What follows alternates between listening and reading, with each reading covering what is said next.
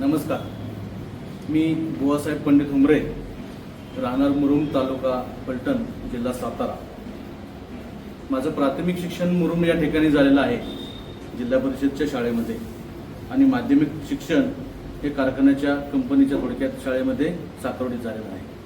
त्यानंतर मी कॉलेजला इंजिनिअरिंगला कराड येथे मी माझं कॉलेजमधून मी सिव्हिल इंजिनिअरिंग कंप्लीट केलेले आहे. कॉलेज संपल्यानंतर मी फलटणमध्येच कार्यरत होतो. बहुतेक करून पंचायत समिती या ठिकाणी मी बराच कालावधी घातलेला आहे. परंतु सर्वांप्रमाणेच माझ्या लक्षात असं आलं की रोजगारसाठी बहुतेक बाहेर जावं लागलं. आजची फलटणची परिस्थिती पाहिली त्यावेळी पण तीच परिस्थिती होती, आत्ताही तीच परिस्थिती आहे.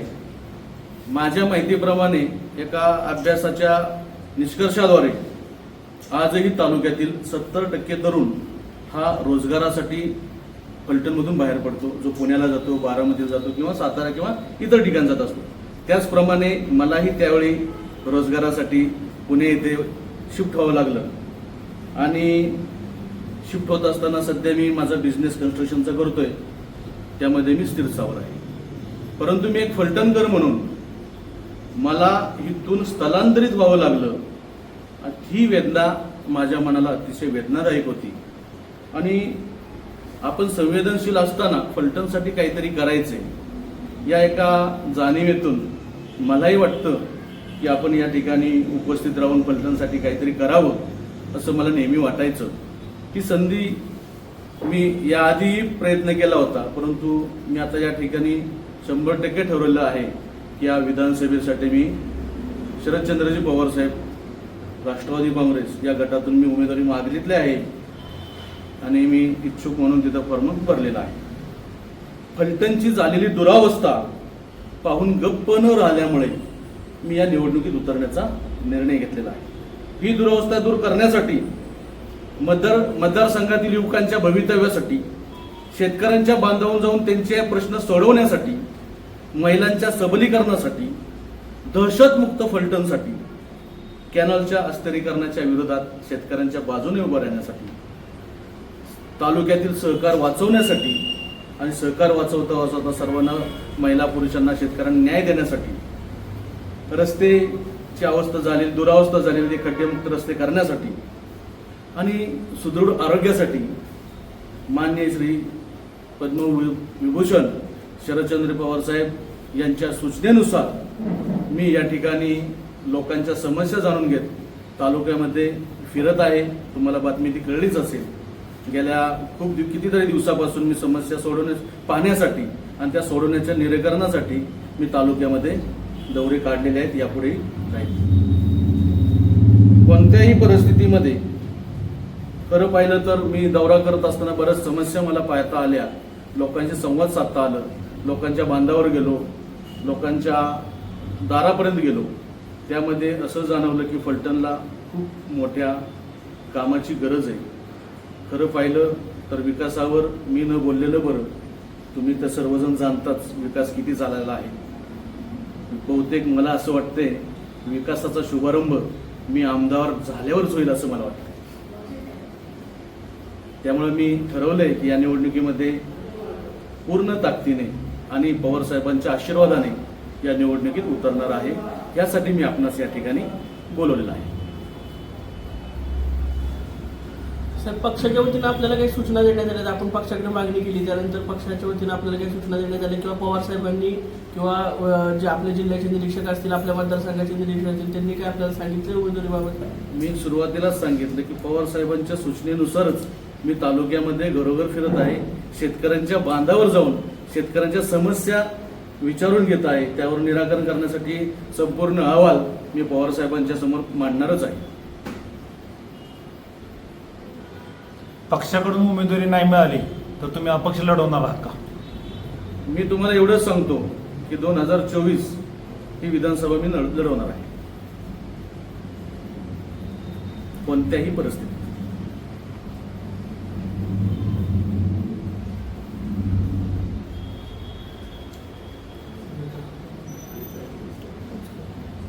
विकासाचे काय आराखडा आहे?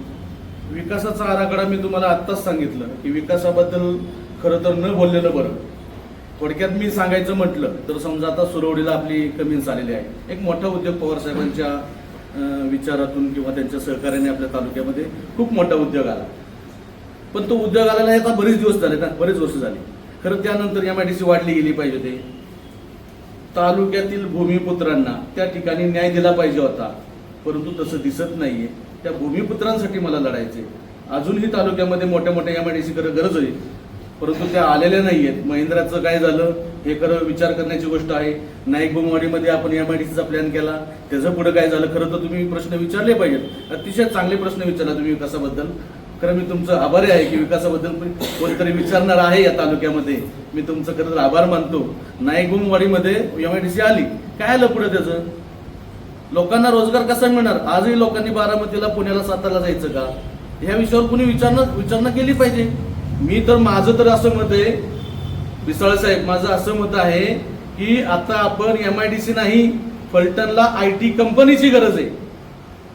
आज इथल्या कंपनीमध्ये पगार किती मिळतोय गावडे साहेब? 10-12 हजार, 15,000. अहो ही फक्त सलाईन आहे तुमच्यासाठी.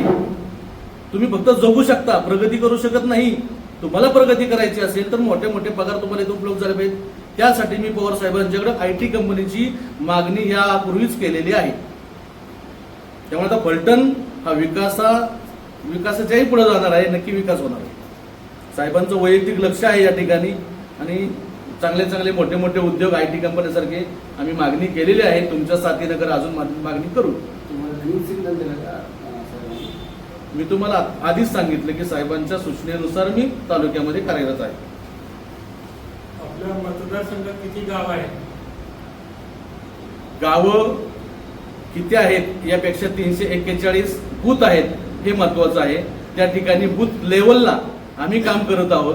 तिथील कमिट्या बनवणे, पक्षाच्या माध्यमातून वैयक्तिक माझे काही संपर्क आहेत या तालुक्यामध्ये. माझं पूर्ण बालपण गेल्यामुळे माझा मित्रपरिवार खूप मोठा आहे आणि यावेळी समाजाच्या माध्यमातून नक्कीच मला त्यासाठी प्रेरणा, समाजाच्या माध्यमातून मला प्रेरणा मिळालेली आहे आणि मला असं वाटतंय यावेळी बौद्ध आमदार नक्कीच होईल असं दिसतंय. तुम्ही विषय काढण्यामुळे सांगतो, बौद्ध मेळाव्यात तुम्ही सक्रिय सहभागी होता, त्यावेळेस त्यात काही भूमिका किंवा उमेदवार कोणी जाहीर केलेला नाही अजून पण. तुम्ही पक्षातर्फे बोलताय, आता ते बौद्ध मेळाव्यात आणि तुमचं हे संदर्भ आता कसं आहे? कसं आहे, मी प्रथम बौद्ध आहे, बरोबर आहे. बौद्ध ही जात मला सवलतीसाठी आहे, परंतु मी बौद्ध आहे म्हणून मला उमेदवारी नकोय.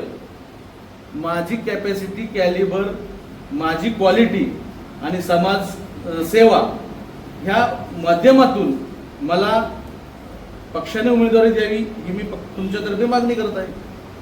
साहेब, गत काही दिवसांपूर्वी रामराजे साहेबांनी एक स्टेटमेंट दिले होते, ते राज्यामध्ये घातलेलं की जर समजा म्हणजे फलटणला माहितीतला तिढा सुटला नाही तर तुतारी वाजवायला किती वेळ लागणार.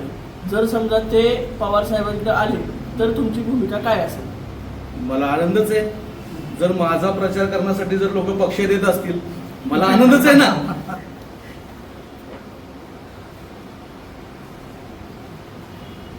पवार साहेबांची उमेदवारी, पवार साहेबांच्या पक्षाची उमेदवारी तुम्हालाच मिळणार यावर तुम्ही कन्फर्म आहात? त्याची काही खूप कारणं आहेत. तुम्ही जर विचार केला तर माझ्याकडं, तुम्हाला तर लक्षात आलंच असेल की माझ्याकडे फलटणसाठी एक मॉडेल आहे, एक विजन आहे. जे तुम्ही आता आहात, तुमचं वय साधारण 30 ते 50च्या दरम्यान आहे. तुम्ही आठवा फलटण मधलं एक नाव असं सांगा की मी फलटणकर म्हणून मला त्याचा अभिमान आहे. असं काय कुठली गोष्ट आहे का की फलटणमध्ये माझे आहे कुठंच काय नाहीये? आजही आपला इथला युवक रोजगारासाठी बाहेर पडतो, आरोग्यासाठी महिला, मुलं सगळी बारामतीला जातात. भूषण वाटण्यासारखं काय आहे?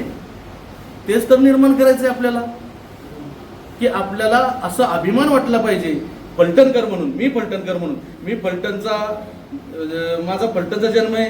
माझा जन्म होळ मुरुम मल्हार होळकरांसारख्या त्यांचा जन्म झाला, त्या ठिकाणी माझा जन्म झालेला आहे. मी फलटणकर म्हणून मला अभिमान आहे.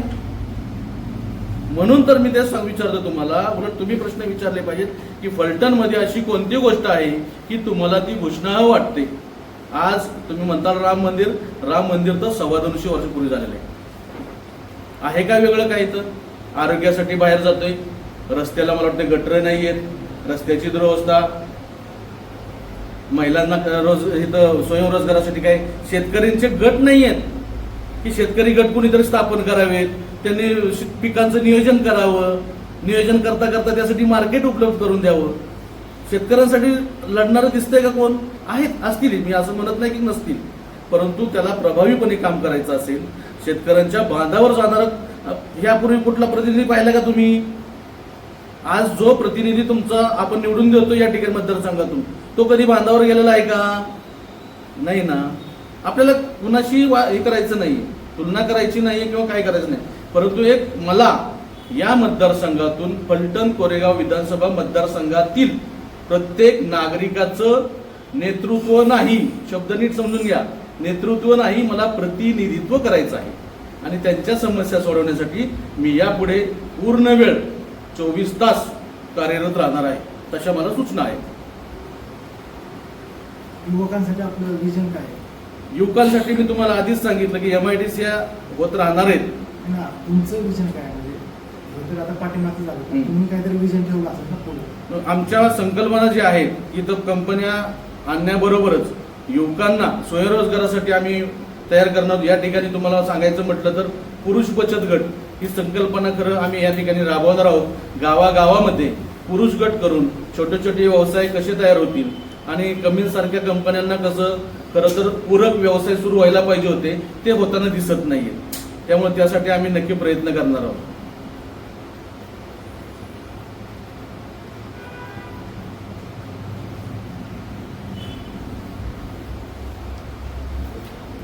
खरं तर खूप प्रश्न आहेत मित्रांनो. महिलांविषयी काय? महिलांचं खरं तर माननीय सौ सुप्रियाताई सुळे यांच्या माध्यमातून खरं तर अख्ख्या महाराष्ट्रामध्ये देशामध्ये एक मोठी चळवळ बचत गटाची निर्माण झाली, परंतु या फलटण तालुक्यामध्ये ते तसं दिसत नाही चळवळ. माझा महिलांसाठी एक तो विषय आहे की प्रत्येक गावागावात एका गावात किमान 10 बचत गट कसे होतील आणि त्या माध्यमातून त्या महिलांना कसं सबल करता येईल आणि स्वयंपूर्ण करता येईल याचा नक्कीच माझा विचार आहे. यापूर्वी फलटणमध्ये शरद पवारांना मानणाऱ्या गटाची सत्ता होती आणि तुम्ही म्हणताय की विकास झाला नाही, मग तुम्ही परत आता शरद पवारांकडे ज्या पद्धतीने ही मागणी करताय की उमेदवाराची, तर कुठल्या प्रकारे विकासाची तुमच्याकडे अपेक्षा, त्यांच्याकडे अपेक्षा? बरोबर, प्रश्न बरोबर विचारला तुम्ही. खरं तर त्यासाठी जे मी कुणालाही इथं नावं ठेवत नाहीये, पण यापूर्वीचे आमदार जर पाहिले तर त्यांना कुठलीही गोष्ट तुम्हाला विचार करण्याची किंवा कुठलं व्यक्त करण्याची सुद्धा परवानगी नव्हती. मी तेच तुम्हाला सांगतोय, 75 वर्ष झाले स्वातंत्र्याला, तरीही आज आपल्या फलटण तालुक्यातील आमदार स्वतंत्र नाहीये. त्यांना स्वातंत्र्य करण्याची जबाबदारी या 2024ला करायची आहे.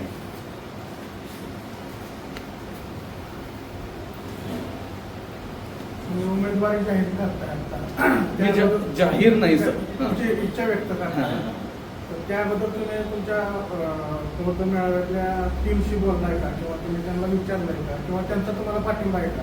हां, बरोबर, योग्य प्रश्न विचारला साहेब तुम्ही. एक लक्षात घ्या, मी उमेदवारी जाहीर केलेली नाही हे पहिल्यांदा लक्षात घ्या. मी उमेदवारी मागितलेली आहे.